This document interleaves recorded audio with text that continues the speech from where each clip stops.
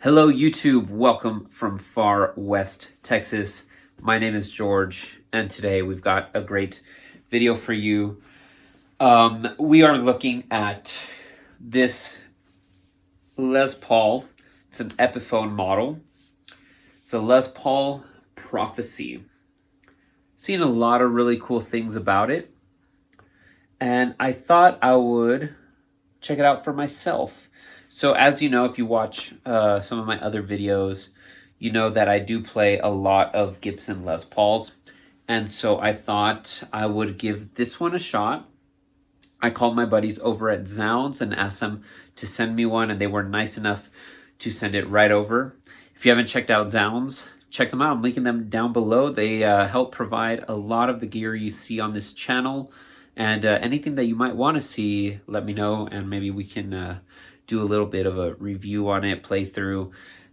So first off, being someone that plays Gibson Les Pauls a whole lot, I do really like them, obviously, and I'm used to them. I'm used to their scale length. I'm used to their sound, the neck profile, particularly the 60s neck profile, so on and so forth. I know what they can do, what they're capable of.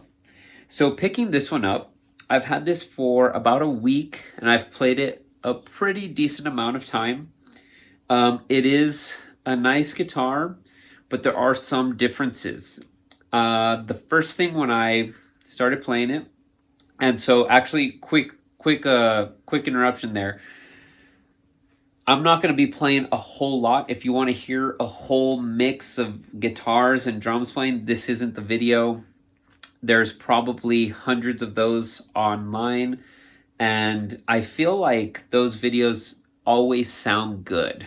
You know what I mean? Like, you can make any guitar sound pretty good on YouTube. And so this is kind of the video that will give you the inside perspective of someone who plays Gibson Les Pauls. And this is, you know, kind of the feel of it. We'll hear a couple of samples for sure at the end of the video. You can skip all this talking if you want to. The chapters are down below. But if you want to hear my take on the feel and kind of me explain to you what I like, what I dislike about this guitar, just stick around and we're going to talk about that. So the first thing that I've noticed, and I'm going to get here in playing position. The first thing that I did notice is the scale length is, it says it's the same. And so I believe from right here at the bridge to the nut, it is the same. However, the guitar is longer. So basically stuff was shifted that way, if that makes sense. The guitar feels longer. It's a noticeable difference for those of you that play, lots of Dr. Pepper. Those of you that play a lot of Gibson Les Pauls, you will notice a difference.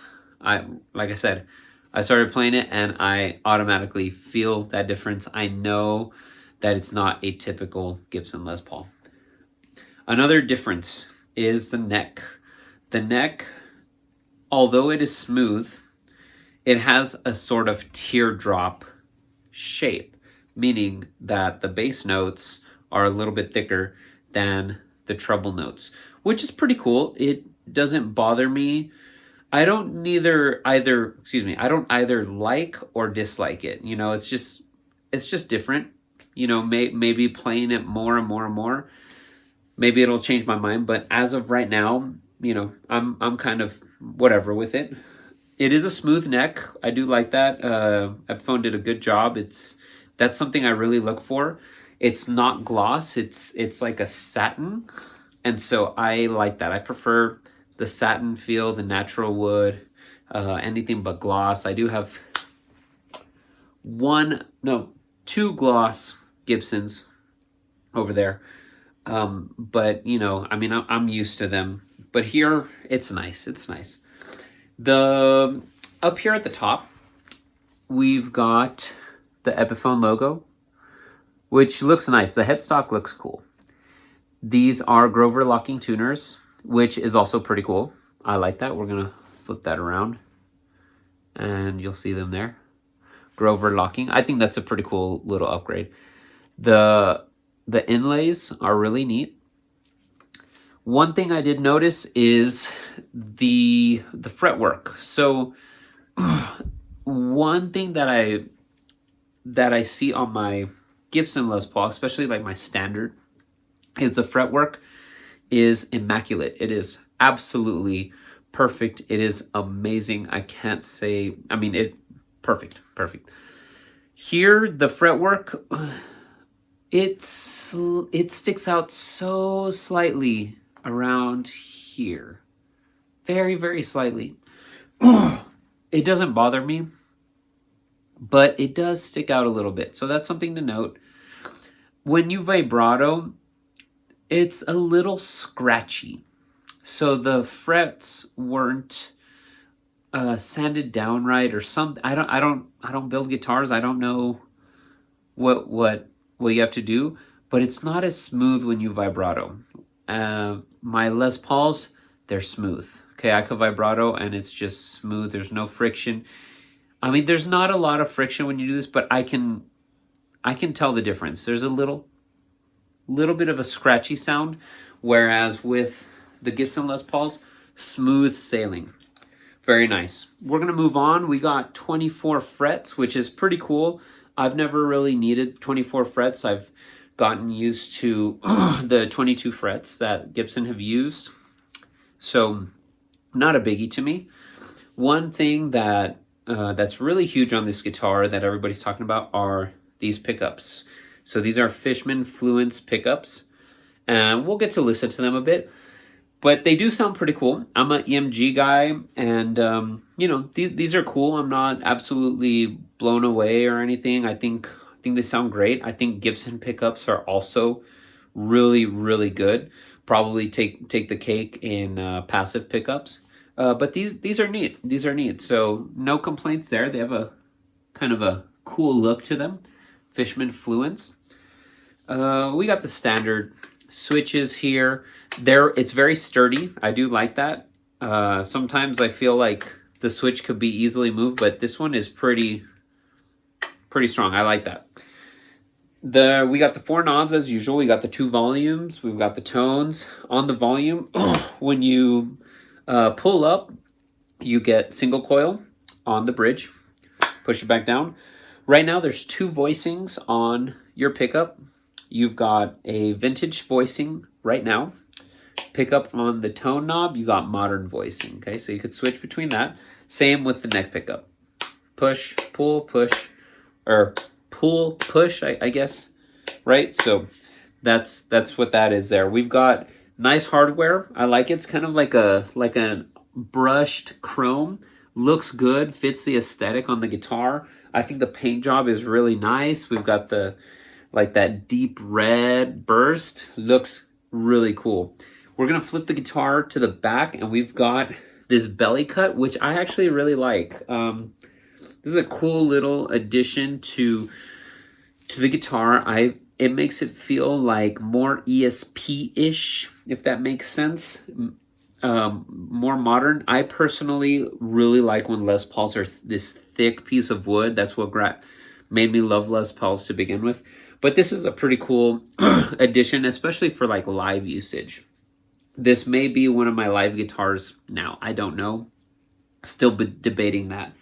And one of the coolest features we've got is this neck heel cut. I think whatever it's called, but it gives better access to the higher frets. So that's cool. It's very comfortable. It's well placed. It looks good. It's very well done. I love it. One more thing here. We've got the battery compartment on this back plate, which is also pretty cool. I love that you could change the batteries as easy as that for the active pickups. So yeah, I mean, it's a pretty cool guitar. It feels good playing. I had to adjust it very slightly. I had to adjust the neck very slightly, and it really wasn't that big of a deal. What we are going to talk about, though, is looking closely. Now, this is running now at $8.99 USD, I believe, off the top of my head. If you want to check it out, again, link down below for current prices. Of course, prices are subject to change as usual. So one thing that I have noticed is some of this I guess is what you call abalone inlay. Correct me if I'm wrong, please. But it's a little cheaper looking. I'm gonna post a picture of my Gibson. Actually, I'm gonna get it. I'll show you up close. Okay, so if you can tell in person, this is a very nice abalone. So I don't know, maybe you can tell. Yes, actually, it should be visible on camera. So that's one difference. Oh, also, both guitars, look, are flat on the floor, and I told you. So it is longer. It says the scale length is the same, which it probably is, but I noticed that the guitar is longer than your standard Les Pauls. Okay. Also, if you look up close, man, I don't know if the camera will be able to pull this off, but you'll see, like, you know, some what do you call it? Inconsistencies in the paint here, like especially right up here. Hopefully you can see it. Again, you know, it's a made in China guitar, so no big deal there. There's some aesthetic stuff. So like, for instance, the binding is really nice. But when you look up close, sometimes it's a very straight line, and sometimes it's like kind of crooked, like it's like getting a tattoo and the tattoo artist got nervous or something, didn't do straight lines. And there's quite a few of that happening here. Also, right here, there's some inconsistencies in that space there. Other than that, it's a pretty well made guitar. In terms of weight, should have weighed it, but I didn't weigh it. I mean, the Gibson is much heavier, but I'd estimate this to be maybe around 7.5 pounds, maybe somewhere around there. We'll go ahead and listen to a couple of sound samples. Again, the reason why I don't do this big mix thing is because any guitar can sound great on YouTube. We are gonna, except for amps. I mean, amps, you gotta hear amps, right? You can't really feel an amp when you don't really play an amp. You play through an amp. But anyways, we're gonna go ahead and hear what this guy sounds like. I'll give you a few samples. I hope you guys like the video. Please like, subscribe, and check out our friends over at sounds.com. Hope you enjoy the playing. Here we go.